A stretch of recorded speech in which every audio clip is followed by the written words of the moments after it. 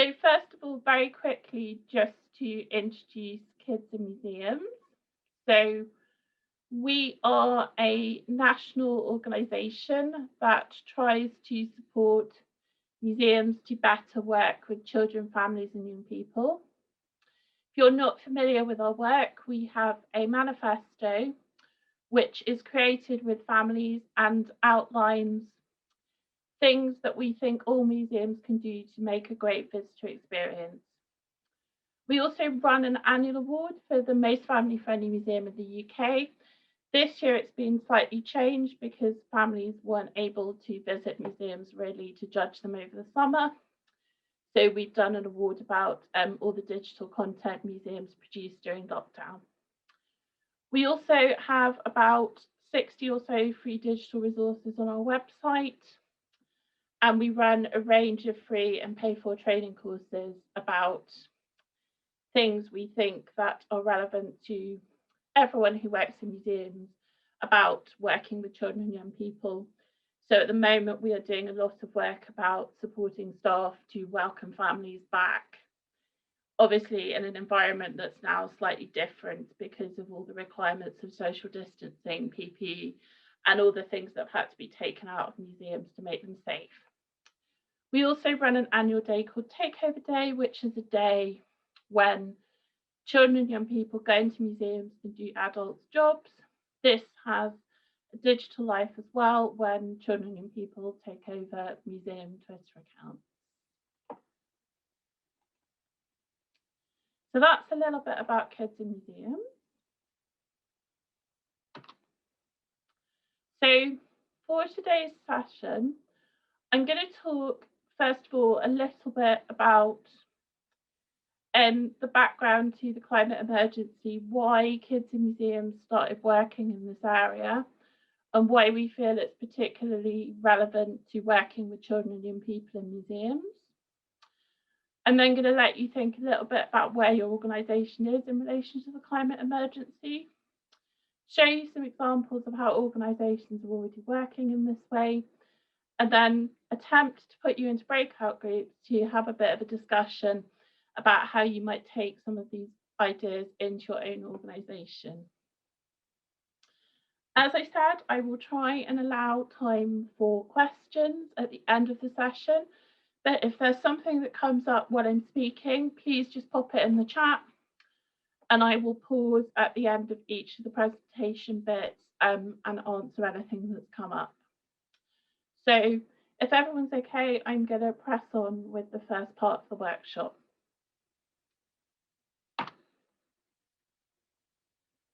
So we really started thinking about the climate emergency in 2019. 2019 was really the year when the climate emergency first kind of made itself known in a lot of people's sort of consciousness for quite a while. Although I was interested to read a book earlier this year that told me something I hadn't realised, that most of the climate science we currently use has been around for 30 or 40 years. Last year really seemed to be a breakthrough in popular awareness. So we had the school strikes, Fridays for Future, inspired by Greta Thunberg, and these had a worldwide reach. So at some point last year, there was a climate protest led by or inspired by young people in at least 185 countries around the world. And I think as there are only a small amount, over 200 countries in the whole world, you can see that that is sort of massive penetration of the climate movement, but also the youth-led climate movement. Last year was also the year when Extinction Rebellion really broke onto the scene. I'm probably quite aware of this because I'm a Londoner, but I know they were active around the UK, probably not causing as much change to city life as they did for a while in London, but certainly I think now in most regions there is some kind of exile presence. And then there was Greta Thunberg, the incredible teenager who, among other things last year, was named Time Person of the Year. So last year was a time when we really saw this kind of change and this focus on young people and climate activism. This is really evident in some research that was done at various points last year. So in June, about half of 18 to 24-year-olds ranked the climate emergency as one of the 3 most important issues facing the UK. This compares to about 27% in other age groups. So you can see that young people were placing much more emphasis on the importance of the climate emergency. This one surprised me. Just over a third of young people, and these were young people, some of them, most of them in fact in the UK, felt they'd already been affected by changing weather patterns and species, and 17% by species extinction. So, whereas perhaps, I don't know, if you have a longer time horizon, you've seen kind of fluctuating weather patterns and things over a longer period, young people really feel this. And then the Children's Society Good Childhood Report, which is an annual survey that the Children's Society have conducted for quite a number of years now. And it's with sort of younger children, so it's with kind of 10 to 15-year-olds. It identified the environment as the issue that was most concerning to children and young people when they thought about their future last year. So you can see that right from a young age, this is something that's really on children and young people's minds. I think there's also a really important well-being component to this. Last year, people started talking more and more about eco-anxiety, and eco-anxiety being identified among children and young people. There's some interesting work. If you're interested in this, look up the Climate Psychology Group.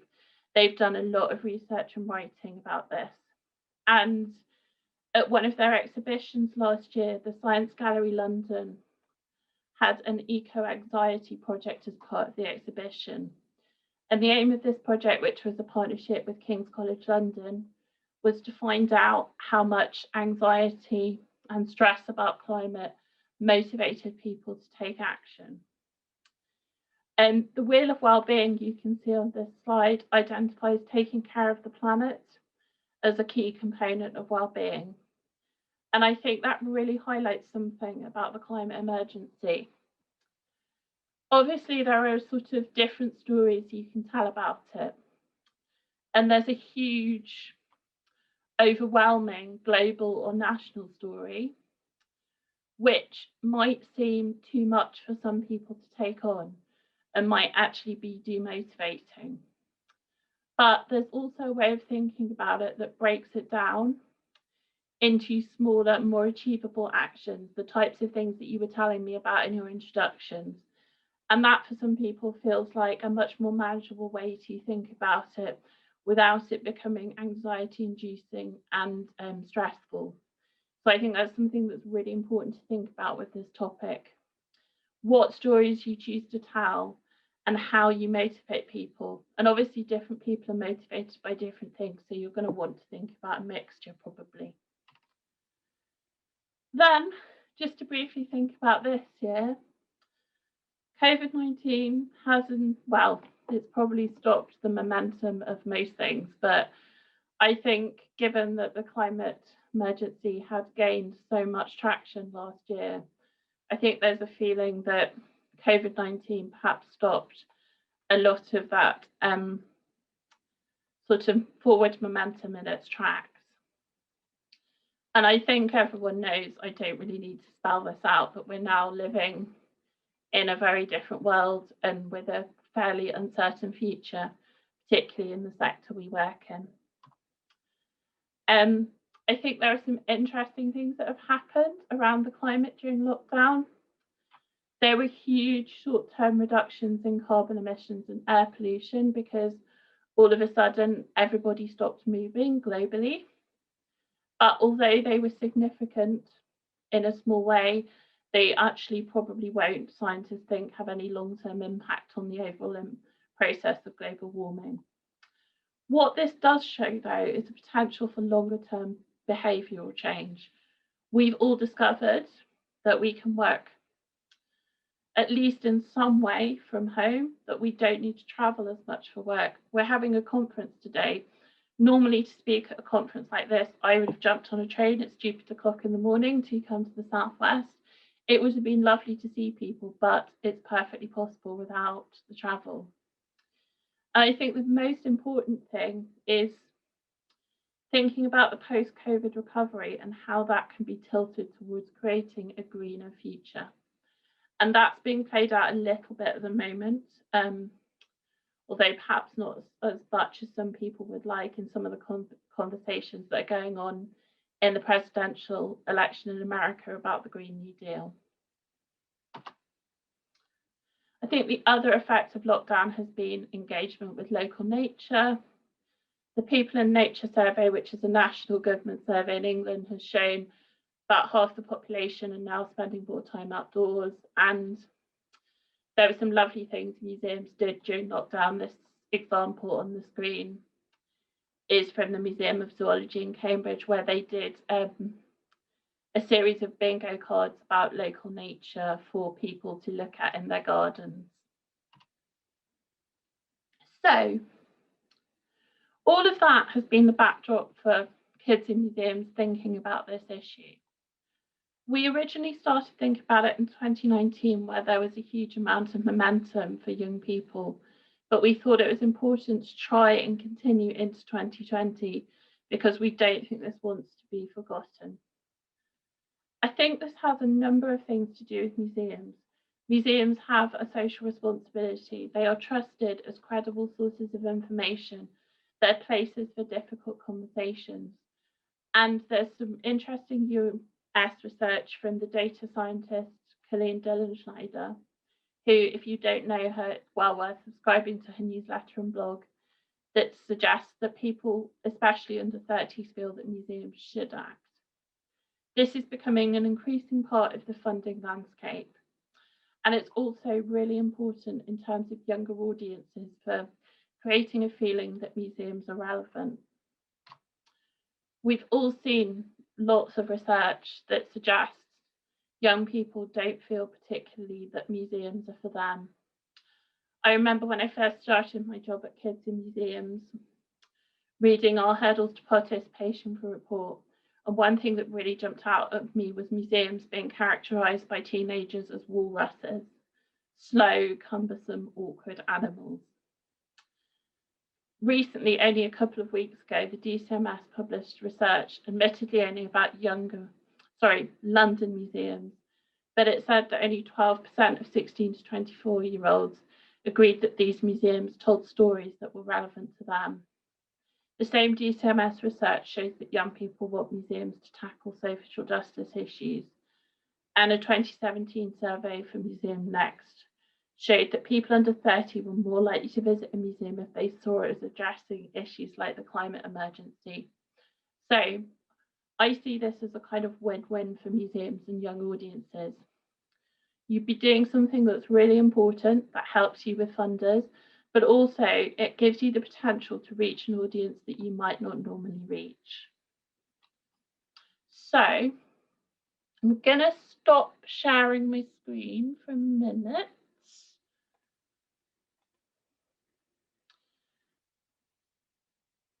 Cool.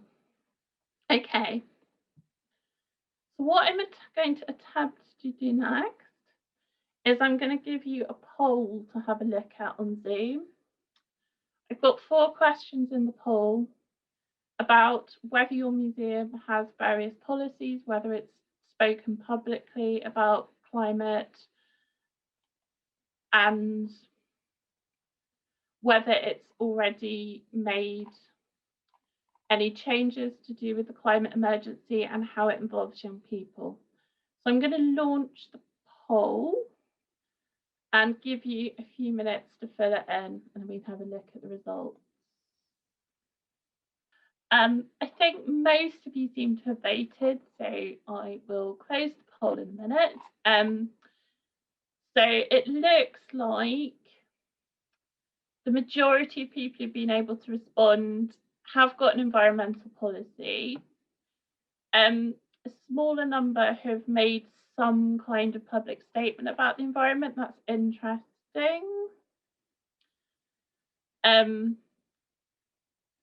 Couple of people have said they either don't think their organisation would be comfortable, they talked about it and there was a reason not to, so that's quite interesting. What's really encouraging is a lot of people are saying that organisations have done several things to address environmental issues in the past 12 months, so that's really brilliant. And the results on consultation, more mixed.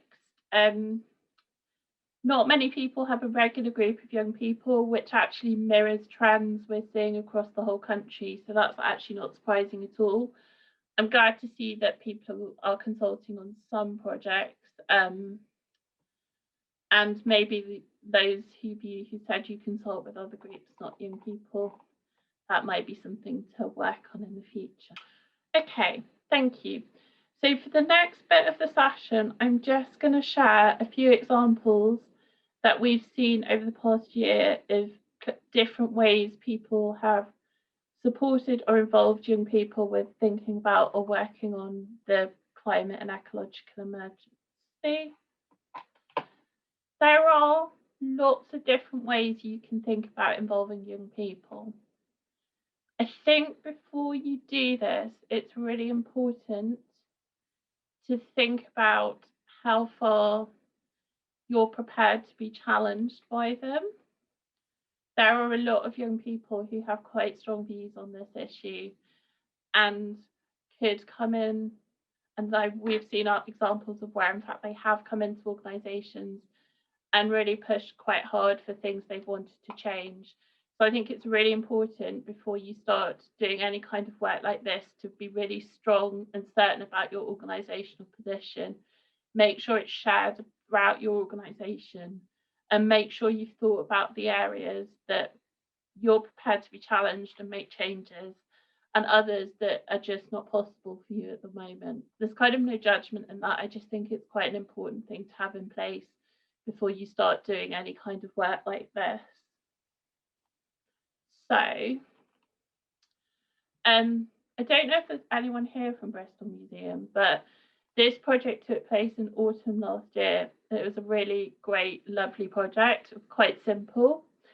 So, Extinction Voices at Bristol Museum and Art Gallery to highlight species loss and biodiversity loss.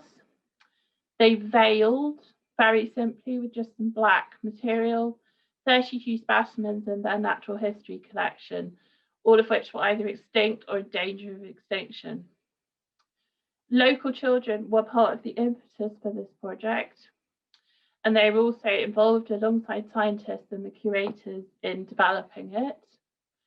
I think what's great about this project was, although extinction is quite a sort of large, in some ways horrible story to think about, it had some really inspiring messages in the show. And the overwhelming message above all was it's not too late to change the course that some of these species are on, and there are definitely ways that some of them can be saved. National Museums Wales have a brilliant youth panel, and this is a good example where they've worked with young people over a long period of time, and the climate emergency has been a key theme to what they've done. So they created an exhibition about plastic pollution. They've also used the climate emergency as a theme for a digital takeover they did as part of Kids in Museums Digital Takeover Day. And even some of the panels they created for when Dippy on tour was in Cardiff were themed around this. Similarly, Kids in Museums have a youth panel, and we have created a long-term digital project around the climate emergency. So we have, over the past 6 months, we've put together an Instagram exhibition called Objects Declare Emergency. The idea of Objects Declare Emergency is really simple. It's designed to show that, I won't go as far as to say every museum object, but an awful lot of museum objects can be the inspiration for a story to do with something around climate change. So we've had people showing that we've had people choosing digitized objects like protest banners, but we've also had people talking about things like glass bottles and looking at how people used to regard glass differently to how we do today. All of the objects are selected by young people from digital museum collections. They write their own labels for them, and wherever possible, they create a positive activity or message or call to action that we share in the Instagram stories. We're going to continue to run this project, and if you work with any young people, we would really welcome their submissions. But we're also really happy for people to use it as a model for actually labelling museum objects, because we think it's one of the simplest ways that you can take action. Supporting activism might not be for everyone. I totally understand there are reasons that some organisations might not want to do this, but I just wanted to highlight it because there are ways you can get involved. Last year during the student climate protests, there were a couple of museums, National Justice Museum and Kettle's Yard, to name just two, that hosted banner making workshops with young people. There are also potential opportunities to give practical support to young people. Something that grew almost organically during the Black Lives Matter protests in America this summer was #OpenYourLobby. And this saw particularly theatres, but all kinds of cultural buildings, opening up their facilities to protesters, so they had a safe space to go. They had somewhere to use bathrooms, get warm, and do things like charge phones. So I think that's quite interesting. It wouldn't necessarily have to be that. It's also, can you offer space for meetings, things like that. Finally, going back to what I said about being willing to be challenged by young people. I couldn't find an example from a museum, so this is an example from a theatre. So last year, the Royal Shakespeare Company ended its relationship with BP. BP sponsored the young people's £5 ticket scheme at the Royal Shakespeare Company. And as you can see from the statement that they made, they were recognising that young people wanted to see them terminate this relationship. The relationship with BP was creating a barrier to young people engaging with their organisation. And so they decided on balance that to continue to bring new young audiences into their work, they would terminate the relationship. So this kind of shows the pressure that young people can exert on an organisation and create real change. So there are more examples. I've shared a few, and I wanted to try and share projects that I couldn't see were being spoken about elsewhere on the agenda today. What I'm going to do next is I'm going to put you into breakout groups so you can have a chat for 10 minutes, 10, 15 minutes or so. So what I was hoping you could have a think about was some ideas, taking inspiration from some of the things I've talked about, hopefully, ideas that you could take some of this back to your museum and try and use it. So I put some suggestions for talking points on this slide. You don't have to do all of them, just the things that seem relevant to you and your organisation.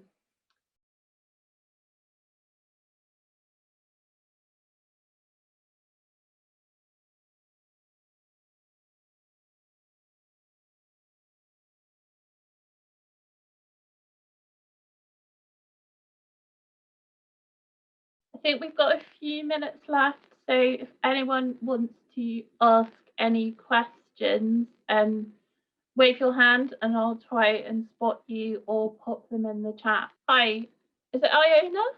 Yeah, that's right. Hi, Alison. Hi. That was a really great workshop. Thanks ever so much. And I think it really got us thinking about the topic. I was just wondering, you mentioned before about, how the first thing organisations need to do is be prepared to be challenged by young people and that they can really push hard. I was just wondering if there are you've come across any examples where a youth panel has been formed and they've really, pushed their agenda forward and it's been very uncomfortable for the museum, but then eventually there's been a positive result. None off the top of my head. I mean, I think it's more about organisations understanding where the flexibility is and where there are things that they just really can't change, and to be prepared for that as an organisation. So Kids in Museums has had a youth panel for about a year. And what was really important for us when we started was going, right, okay, these are our organisational values. These are the things that stick, that they can't change. These are things that if they challenge us, we will be prepared to discuss and make changes. And we haven't had any difficult situations, but they have made us think on quite a few occasions. Sorry, I can't give you a better answer than that. If anyone is interested in how to set up youth panels, we have got a resource on our website, and I can also put you in touch with people who've been doing it for longer than we have. Anyone else? Sophie, and you're on the side I have no sight, so I apologise. That's okay.